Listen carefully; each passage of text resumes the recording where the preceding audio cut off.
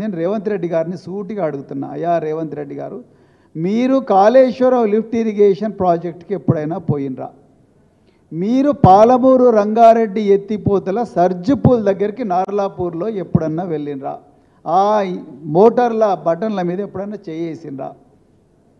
అదేవిధంగా ఏదుల రిజర్వాయర్ పోయినరా? అదేవిధంగా వట్టెం పోయినరా? లేకపోతే కరివేన పోయినరా? లేకపోతే ఉదండాపూర్ పోయినరా? లేకపోతే లక్ష్మీదేవపల్లి పోయినరా? ఎక్కడ కూడా మీరు పోలేదు. మీరు కేవలం మిసిసిపి ముస్సోరి నదుల మధ్యలో ఆ అమెరికా అందాలను ఆస్వాదించడానికే ముఖ్యమంత్రి అయినట్టుగా మాకు డౌట్ వస్తూ ఉన్నది. లేకపోతే మీరు ఈ రాష్ట్రానికి కేసీఆర్ గారు, తెలంగాణ ప్రజలు 24 సంవత్సరాల మలిదశ పోరాటంలో వచ్చిన ఆ కన్నీళ్లను పన్నీరుగా మార్చి రైతుల కష్టాలు కన్నీళ్లను తుడిచే ప్రయత్నం కేసీఆర్ గారు చేస్తే, మీరు ఈరోజు అవన్నీ కూడా అదో పాతాళానికి తొక్కే ప్రయత్నం చేస్తున్నారు. లేకపోతే మరి ఎట్లా వీలవుతాయి చెప్పండి? ఒకవేళ 39 టీఎంసీల నీళ్లు ఈరోజు బంగాళాఖాతంలో కలుస్తూ ఉన్నాయి. ఇక్కడనేమో మన రిజర్వాయర్లన్నీ ఖాళీ కొండల్లాగా దర్శనం ఇస్తున్నాయి.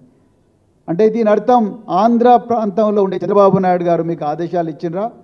మీరు చెప్పాలి ఈ విషయం. ఎందుకంటే 2016లో ఉమాభారతి గారు కేంద్ర జలవనరుల శాఖ మంత్రిగా ఉన్నప్పుడు ఆంధ్రప్రదేశ్ విభజన చట్టంలో డిండి, అదేవిధంగా పాలమూరు రంగారెడ్డిలు ఉండకూడదు అని చెప్పి ఆ రోజు కుట్ర పన్నింది ఈరోజు ఆంధ్రప్రదేశ్లో ఉన్న ముఖ్యమంత్రి చంద్రబాబు గారు కాదా?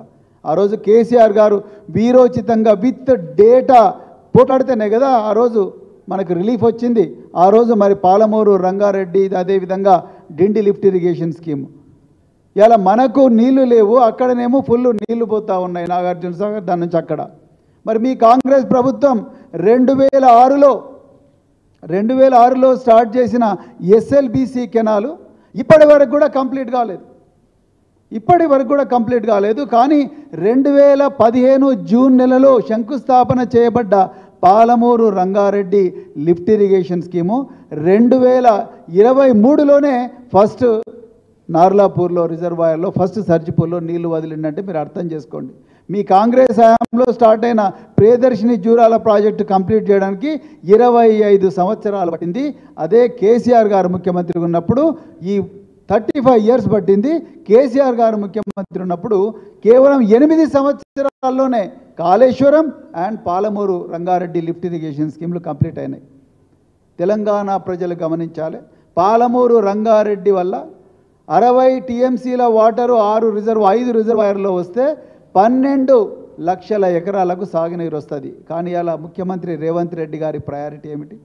పాలమూరు బిడ్డని చెప్పుకునే రేవంత్ రెడ్డి గారు ఇవాళ ముఖ్యమంత్రి పీఠం అధిరోహించి వారు మూసీ నది సుందరీకరణ అంటున్నారు. మూసీ నది సుందరీకరణ వల్ల ఎన్ని వేల ఎకరాలకు నీళ్ళు అందుతాయి రేవంత్ రెడ్డి గారే చెప్పాలి. తెలంగాణ ప్రజల తలసరి ఆదాయము ఎంత పెరుగుతుంది మీరే చెప్పాలి. 1,50,000 కోట్లు అన్నాడు ఫస్ట్, తర్వాత 1,00,000 కోట్లు అన్నారు, తర్వాత 1,50,000 కోట్లు అన్నారు.